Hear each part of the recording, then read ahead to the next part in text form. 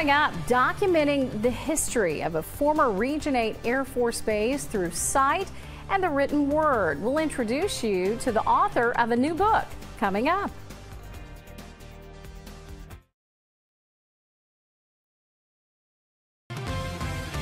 You're watching K8 News Midday with Diana Davis and meteorologist Aaron Castleberry.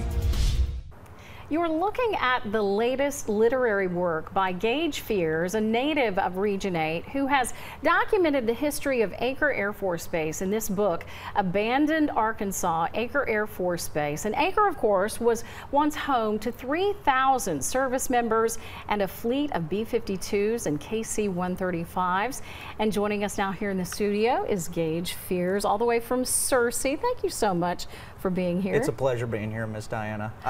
I grew up watching you and Ryan and everyone else around here. So, well, thank you. Well, it's for me an honor because, first of all, I want to bring the attention to the fact you look very young. Yes. Probably were not alive before the base closed. Yes. So, what brought you to write this book?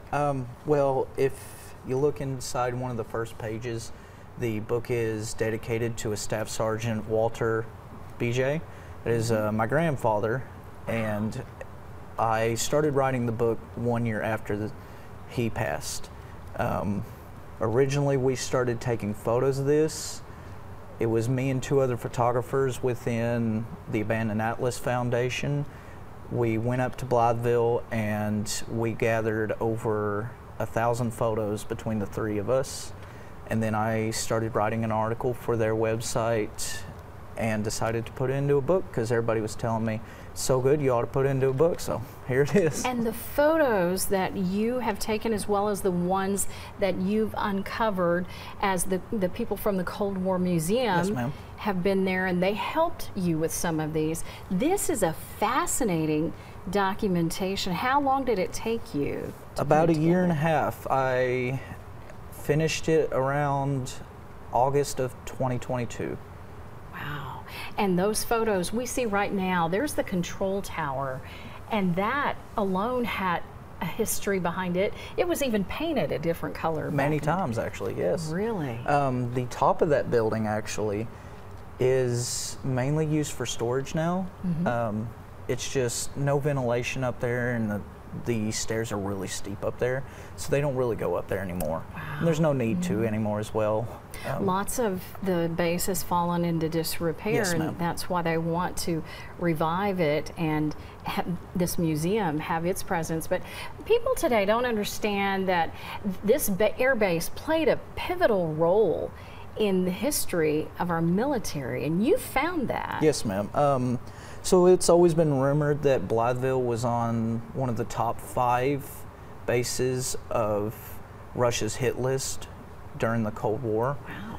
And Blytheville was at first in World War II the only twin engine training camp in Arkansas. The second largest would have been Walnut Ridge, which became the salvage yard after World War II.